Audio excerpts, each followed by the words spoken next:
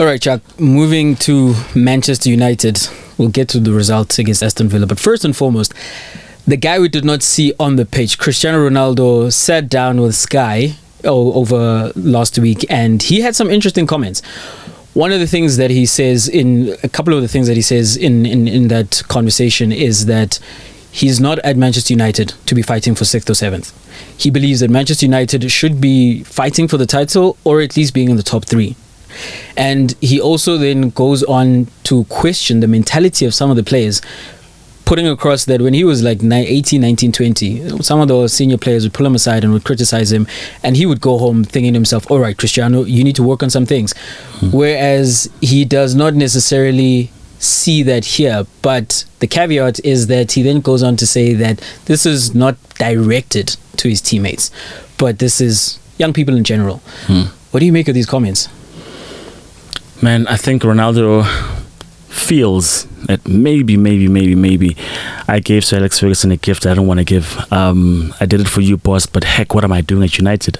Because everything is just blown up in his face, basically. I mean, it was all good when we're still in the top 4 and we're qualifying for Champions League, and it was still rosy because we're promising, we're building, yada yada.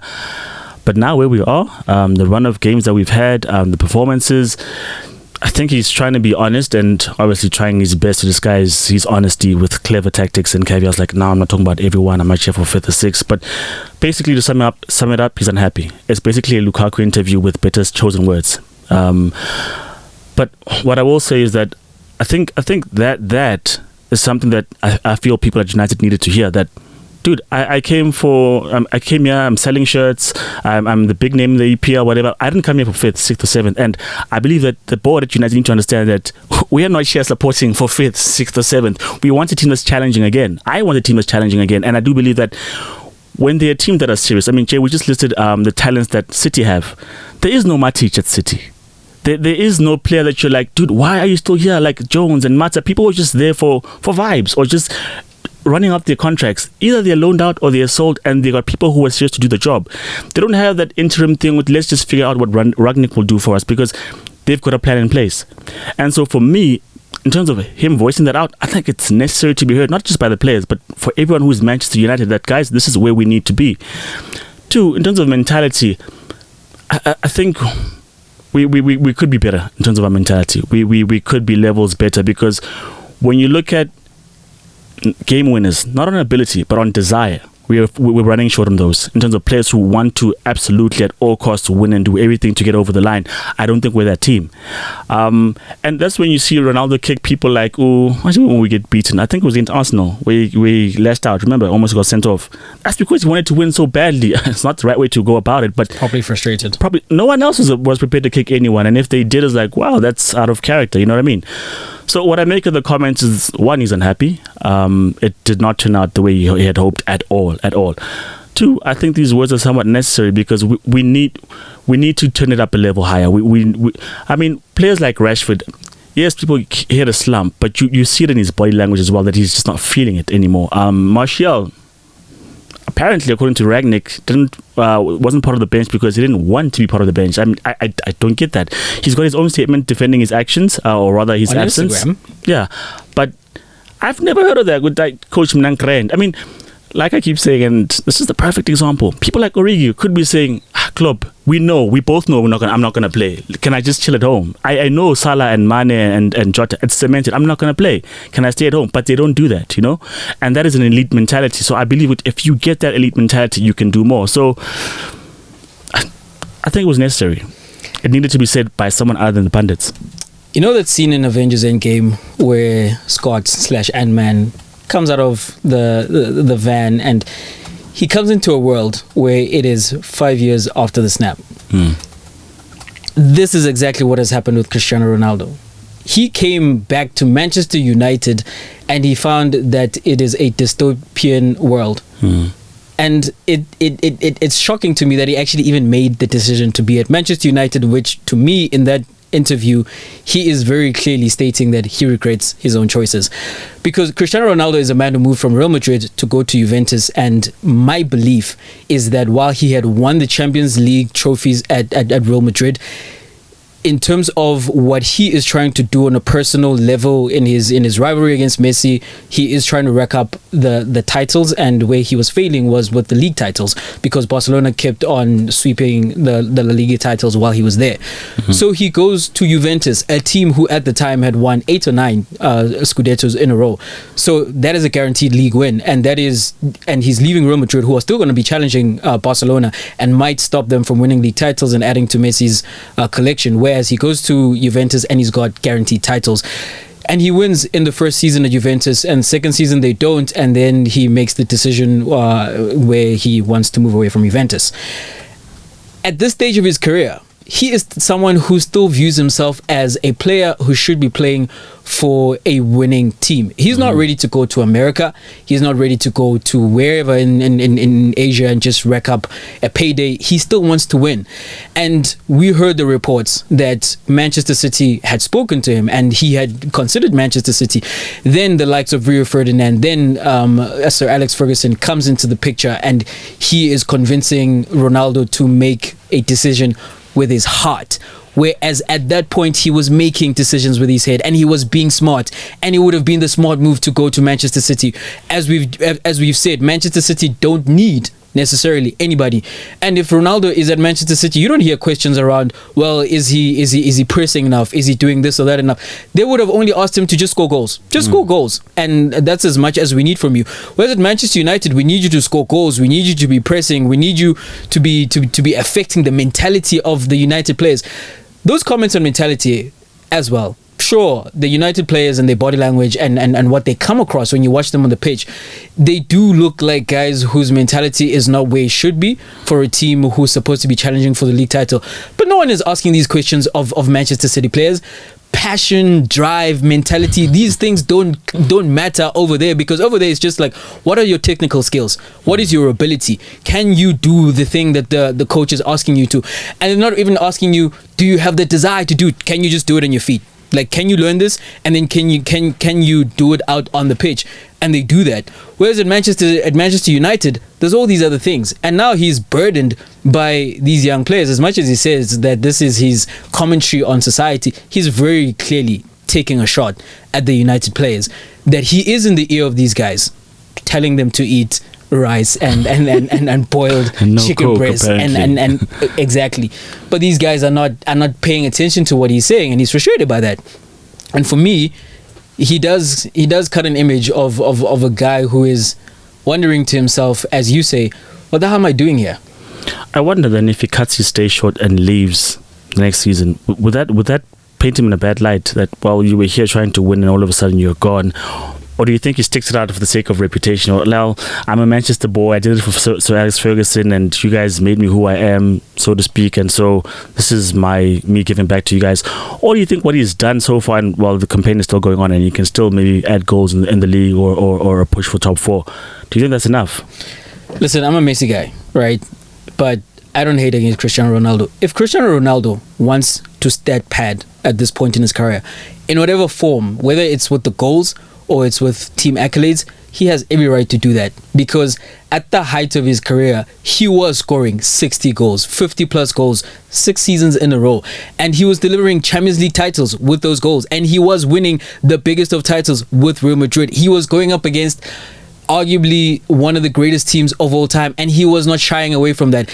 If the other guy from the other team was upping the ante, scoring world record number of goals in the season, he was responding as best as he could.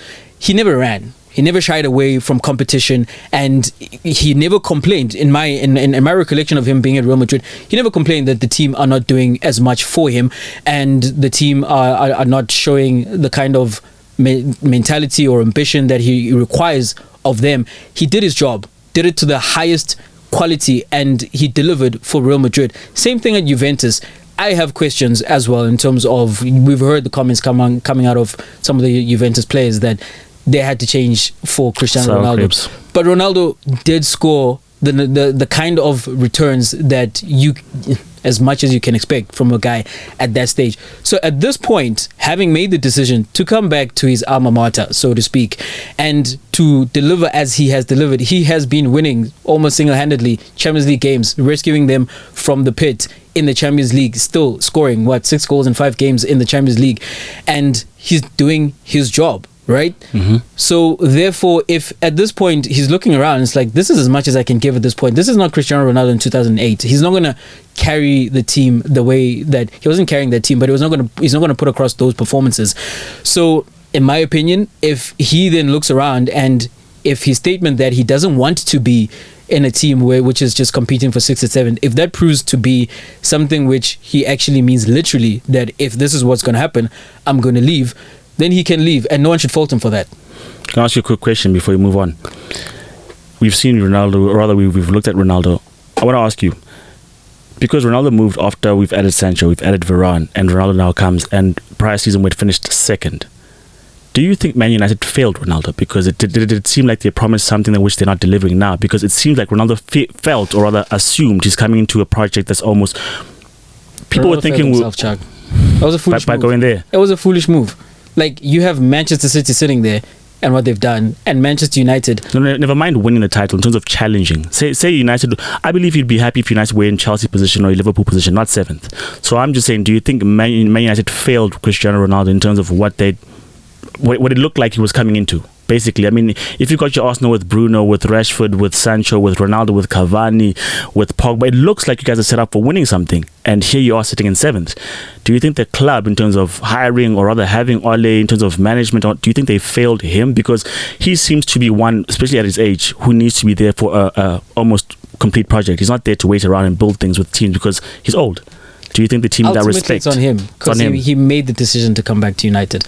Ultimately, it comes back to Cristiano Ronaldo. That's how I view it, because he had so many other options. He had other options, maybe not so many. He had other options, and he chose United for better or worse. And unfortunately, it's turned out that it's worse. Chuck, shifting from United to their opponent, Aston Villa, in the game where they drew 2-2. We saw Coutinho coming on and have an instant impact goal, assist, and now when you look at the team having added Digne to their squad, what are the expectations that we should have of Stevie G and the Villains? Look, I think they had good moments in the season before they sacked Dean Smith, and they were looking alright. I mean, they weren't quite matching what they did the previous season, but they were looking alright. But the slump obviously hit them hard, and they sit now in 13th position. And if there's anything worth getting in the EPL, it's 7th position, which they're currently 9 points adrift of, right? Looking at their next 5, 6, 7 games, it's against opposition in which they can beat. After adding Udinha, after adding Coutinho, Buendia looks good. I mean, if Ings and Watkins can get their act together, or they can produce certain goals, I do believe they can move up the table. They can surge up the table, actually, because between them, I mean, for me, Leicester City could be someone who's going to make the push with them, but around there, not too many people. Maybe Wolves. Maybe I'm not looking. Maybe I'm sleeping on Wolves, but Wolves could be the other competitor. But I believe that it's you'd really look for Man United to slip up to make that 7th position available, because above that, I don't see Tottenham, West Ham, Arsenal making way for them to join in. So Conference League at the very very least could be an attainable job. But bear in mind that Stevie G came in now as a fix-up kind of a thing, that okay, Dean Smith is out, Stevie G coming in and replace. So he has had that good impetus initially, where they've played well, they've listened to him, and they've done this thing. But the thing about the league is that it's testing on a lot of parameters in terms of longevity of the squad, in terms of concentration, injuries, and all these things. So 9 points is not a lot, but it's harder to attain than to actually. It's easier to speak of 9 points than it is to actually grab those 9 points. So what I'm trying to say is that what's realistic is that they get into top 10. I believe that will be fair for me in terms of where he got the side from and what he's trying to do and who is above him. Top 10 is feasible for me. Conference League spot, cool. Beyond that, I think it would be too harsh to expect anything above 7th. I think below Manchester City and maybe Liverpool, everyone is beating up on everyone else. So in my estimation, maybe the season is a bridge too far where you are expecting them to be competing for the Europa or maybe even that 7th spot. But it's possible, as I'm saying. The teams that are above them, they're not unattainable. And when they have this upcoming run of games where the fixtures swing in their favor and they pick up the points that they need to pick up or you expect them to, then it's not beyond them. But long term, I think what you should be expecting of this Aston Villa team is where Leicester have been in recent times. I think at the upper echelon, at their ceiling, you should be looking at them the way that you started to think about Brendan Rodgers' Leicester team, where some people were even saying that Leicester have replaced Arsenal in the Big Six, you know. Because with Aston Villa coming into the season, sure, they got rid of Jack Grealish. Rather, Jack Grealish was sold to Manchester City. They brought in Buendia. Now they have Coutinho. I mean, even in the game against Manchester United, you saw Ramsey coming in off of the bench, and he was terrorizing Manchester United. He had a shot where De Gea made a marvelous save. By the way, if you probably told David De Gea when he signed for Manchester United that for the next 10 years you're going to end up one of the top 3 keepers in United history or Premier League history, but you're going to be having to make a heck of a lot of saves, he would not have believed you. And this is the firing line that he's been put under at Manchester United. And we saw on that shot against Ramsey, he was David De Gea pulling off those miracles. But then there was just a warning shot. Ramsey came again and he scored the goal. Then they also have Coutinho, comes off the bench, doesn't do much in terms of gameplay, but in the moments where he does show up, he does score the goal, he does give the assist. And you're thinking to yourself that if they get, maybe not obviously in every game that kind of production from Coutinho, but something similar to the level that he was at when we last saw him at Liverpool, and then you do have a Buendia who might find his feet now, where with Coutinho taking that burden off of his shoulders, being the creative outlet where he can go a little deeper, receive the ball and play with the midfield and link the play. And then, as you say, Watkins and Ings, you can say they're proven strikers in this league, and if one of them can catch fire, that's all that they need. The only thing I'll say that would hinder them, that they need to make an upgrade at, is at the back with Tyrone Mings. Other than that, you've got Digne on the one side, you've got Cash on the other on the other flank. Man, after the Big Six, they're one of the better looking teams. Yeah, they definitely have the talent, because there's still Abu Bailey, there's still McGinn that didn't play. McGinn was not even in this game yet. I mean, so if you add all those pieces, I think they next season they could make a decent charge. But moving on, Jay, from soccer to cricket, that's where we cut to the next segment. Trying to stop it. That's so good. That's it. Yes,